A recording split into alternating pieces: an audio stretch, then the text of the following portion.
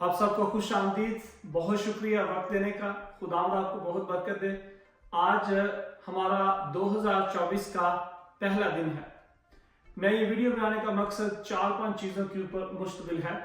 सबसे पहला, हमारी ज़िंदगी के अंदर हर साल आता है और नई चीज़ें जो है हमारी ज़िंदगी के अंदर नए मौके और नई अपॉर्चुनिटियाँ लेकर आता है।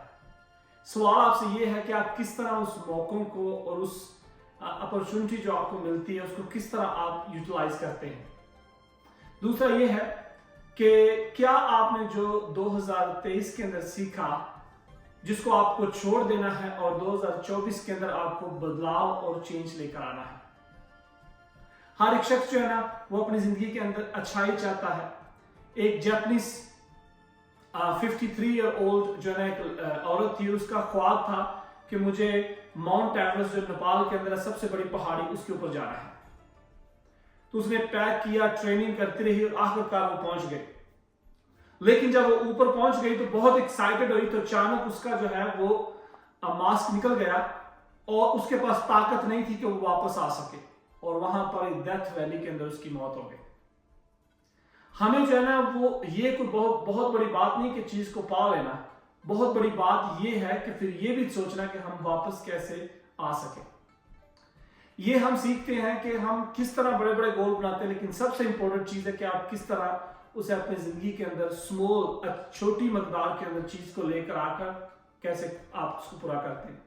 तो आज की आयत आपके लिए मैं शेयर करना चाहता हूं। रोमियो 12 बाब और उसकी 2 आयत के अंदर लिखा है, इस जहां की हम शक्ल ना बनो बल्कि नई अकल नई हो जाने से अपनी सूरत बदलते जाओ, ताकि खुदा की नेक और पसंदीदा और कामिल मर्जी तजर्बे से मालूम करते रहो।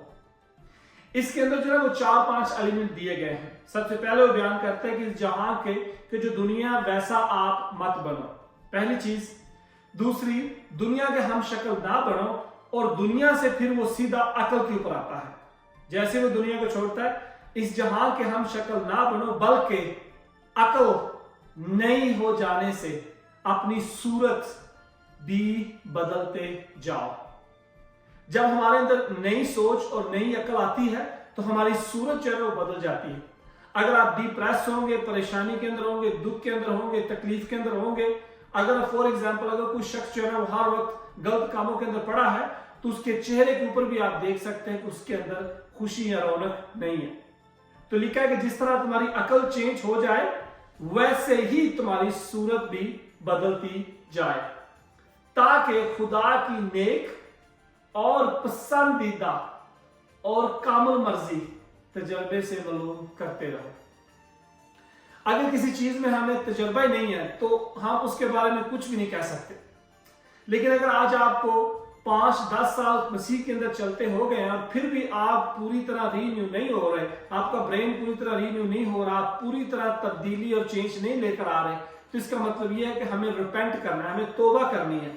हमें तौबा करनी है क्योंकि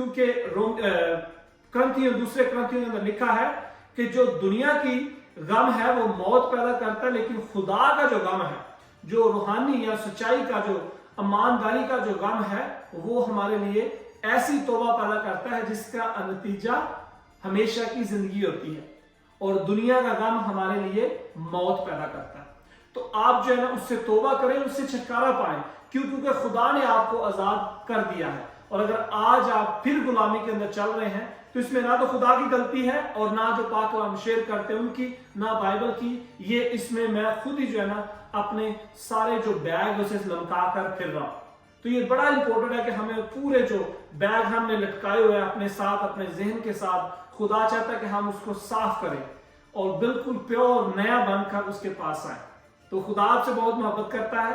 अपना खास ख्याल रखना और हमेशा ये याद रखना कि खुदा हमेशा आपसे मोहब्बत करता है। नए साल की ढेरों खुशियां आपको मुबारक हों और हमेशा खुश रहें और कुछ नया करें। अपना ख्याल रखना। खुदा हाफिज।